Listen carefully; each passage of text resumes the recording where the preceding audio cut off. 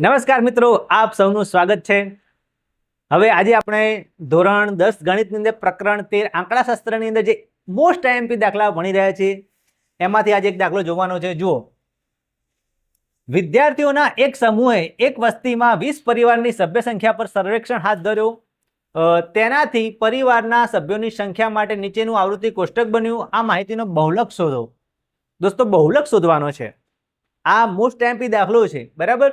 બોર્ડની પરીક્ષાની અંદર પૂછાઈ શકે એ પૂરેપૂરી શક્યતા છે, તો બરાબર ધ્યાનથી સમજી લેજો। ચલો જુઓ, શું શોધવાનું છે? બહુલક।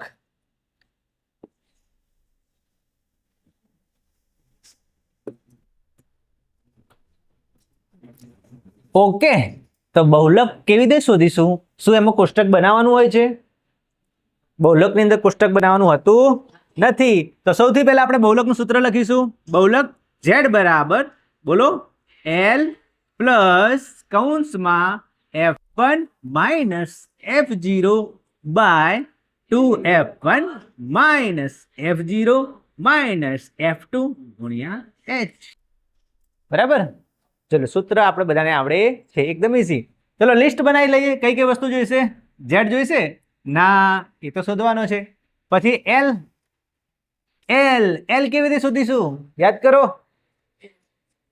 L એટલે બહુલકીય વર્ગની અધસીમા। પણ બહુલકીય વર્ગ કેવી રીતે શોધીશું? તો જેની આવૃત્તિ મેક્સિમમ હોય। કોની આવૃત્તિ મેક્સિમમ છે? કઈ આવૃત્તિ? 8 આવૃત્તિ મેક્સિમમ છે, તો એ વર્ગ છે 3 થી 5। આને શું કહીશું આપણે?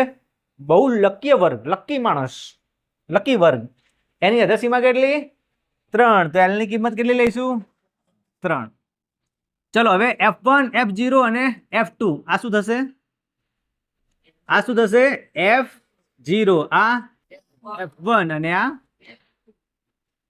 જે આપણે બહુલકીય વર્ગ નક્કી કર્યો એની જે આવૃત્તિ છે એને આપણે F1 લેવાની, આગળવાળી F0 અને પાછળવાળી F2 લેવાની છે। ઓકે, ચલો 7, 8 અને 2, 7, 8 અને 2। શું બાકી રહ્યું?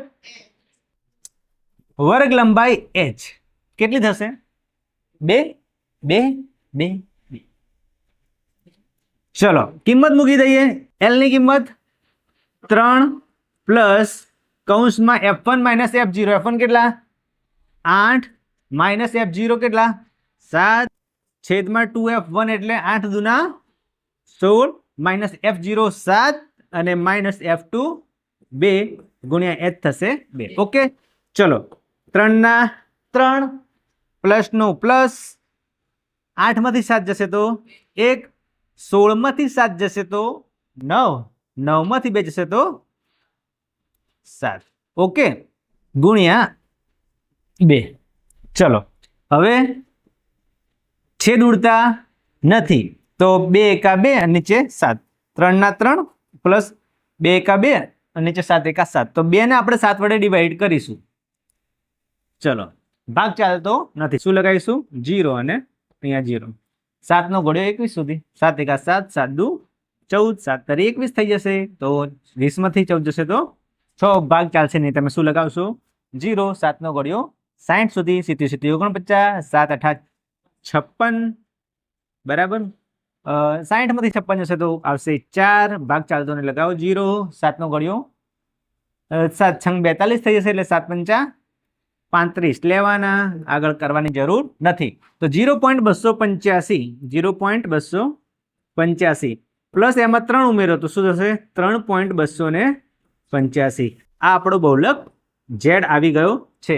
તો દોસ્તો, બેઝિક જે મેથ્સનું પેપર છે એની અંદર આ રીતનો દાખલો પણ પૂછાઈ શકે છે, 2 ગુણની અંદર અથવા તો 3 ગુણની અંદર, એટલે તમને આવડવો જોઈએ। ઓકે છે ને? લખી દો દોસ્તો। સાયન્સ ટીવી ગુજરાતી ઉપર સાયન્સ ક્વિઝ ચાલી રહી છે। જે પણ મિત્રો ભાગ લેવા માંગતા હોય અને ઇનામ જીતવા માંગતા હોય એમને આ 3 પ્રશ્નોના સાચા જવાબ આપવાના છે। પ્રશ્ન નંબર 1, ઇલેક્ટ્રોનની શોધ બદલ કયા વૈજ્ઞાનિકને નોબેલ પ્રાઇઝ મળ્યું હતું? એટલે ઇલેક્ટ્રોનની શોધ કોને કરી હતી કે જેને નોબેલ પ્રાઇઝ આપવામાં આવ્યું હતું? પ્રશ્ન 2, પૃથ્વીના ગુરુત્વ પ્રયોગનું મૂલ્ય કેટલું છે? એટલે પૃથ્વીનો ગુરુત્વ પ્રવેગ કેટલો છે? આ પ્રશ્નનો તમારે જવાબ આપવાનો છે। એક એક્ઝેક્ટ આંકડો છે જેની અંદર આ જવાબ આવે છે। પ્રશ્ન 3, ઓઝોનને નુકસાન કરતા CFC નું પૂરું નામ જણાવો। દોસ્તો, CFC બહુ ખતરનાક છે ઓઝોન સ્તર માટે, એ CFC નું પૂરું નામ તમારે જણાવવાનું છે। જો તમે આ ક્વિઝને જીતવા માંગતા હોય તો ફટાફટ કોમેન્ટમાં તમારા 3 પ્રશ્નોના સાચા જવાબ આપી દો. ચલો જુઓ. ત્યારબાદ દાખલો છે, નીચેનું કોષ્ટક એક વિસ્તારમાં 25 પરિવારોનો ખોરાકનો દૈનિક ઘરગથ્થુ ખર્ચ બતાવે છે. પરિવારના ખોરાક પરના દૈનિક ઘરગથ્થુ ખર્ચનો મધ્યક યોગ્ય રીતનો ઉપયોગ કરીને શોધો. તો દૈનિક ખર્ચ આપેલો છે, પરિવારોની સંખ્યા આપેલી છે, મધ્યક શોધવાનું છે. બરાબર. તો અહીંયા આપણે પદ વિચલનની રીત અથવા ધારેલા મધ્યકની રીતે દાખલો ગણી શકીએ છીએ. આ દાખલો બોર્ડની પરીક્ષા 2023-24 ની અંદર પૂછાયેલો છે, એટલે મોસ્ટ એમપી દાખલો છે. બરાબર. કોષ્ટક આપણે બનાવી દીધું છે, તો જરૂર પડશે આપણે 5 ખાનાની. તો દૈનિક ખર્ચ આપેલો છે, પરિવારોની સંખ્યા આપેલી છે. અહીંયા શું આવશે? મધ્ય કિંમત xi, પછી પદ વિચલનની રીતે શોધો તો ui આવશે અને અહીંયા આવશે fi ui. ઓકે, ચલો પહેલા મધ્ય કિંમત શોધી લઈએ. 100 અને 150 ની વચ્ચે શું આવશે? 125. 150 અને 200 ની વચ્ચે શું આવશે? 175. પછી શું આવશે? 225, પછી 275, પછી 325. ઓકે, ચલો ui આપણે શોધીશું. એના માટે આપણે એક વચ્ચે ધારેલો મધ્યક લેવો પડશે. કઈ કિંમત લઈશું? 225 ને આપણે a તરીકે લઈશું. યાદ રાખજો. તો અહીંયા શું આવશે? 0, અહીંયા -1, અહીંયા -2, નીચે +1, નીચે +2. હવે ગુણાકાર કરવાનો fi ui નો. fi આને આપણે fi કહીએ છીએ. 4 × 2 શું આવશે? -8. 5 × 5 એટલે -5. 12 ને 0 વડે ગુણીશું તો 0. 2 × 2 અને 2 × 2 4. ચલો આ બધાનો સરવાળો બાદબાકી આપણે કરીશું. સિગ્મા fi ui બરાબર. તો -8 - 5 એટલે માઇનસ થશે. આ રહ્યા કેટલા? -7 થશે. બરાબર, સોરી, 8 ને 5 કેટલા થશે? 13. -13 થશે અને 13 માંથી આપણે 6 બાદ કરશું તો કેટલા આવશે? -7 આવશે. ઓકે, ચલો. અને આ બાજુ સિગ્મા fi આ બધાનો સરવાળો કેટલો આવશે? 25. ઓકે, અહીંયા તમને કીધેલા જ છે કે 25 પરિવારો છે. હવે સૂત્ર મૂકી દઈએ આપણે મધ્યકનું. તો મધ્યક x બાર બરાબર બોલો a plus sigma fi ui છેદમાં સિગ્મા fi ગુણ્યા h. ચલો એની કિંમત કેટલી થશે? 225 પ્લસ fi ui -7 fi 25 ગુણ્યા h કેટલા થશે? 50. ઓકે, હવે શું કરવાનું? 25 દુ 50 અને 7 દુ 14. માઇનસ કર્યા. બરાબર. હવે પ્લસ માઇનસ માંથી રાખવાના કયા? માઇનસ. તો 225 માંથી 14 જશે તો કેટલા વધશે? 211. આ આપણો મધ્યક x બાર. કેટલો સિમ્પલ દાખલો છે. બરાબર.